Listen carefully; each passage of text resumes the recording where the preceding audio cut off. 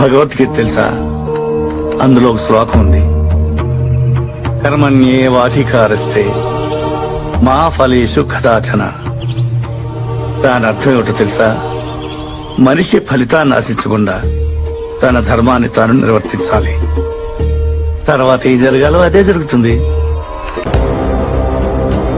ఇల్లేమో దూరమైనా, చేతిలో దీపం లేకపోయినా గుండె ధైర్యమే కవచంగా ధరించిన వాణ్ణి కనుకే అన్నీ ఒక్కడే అయి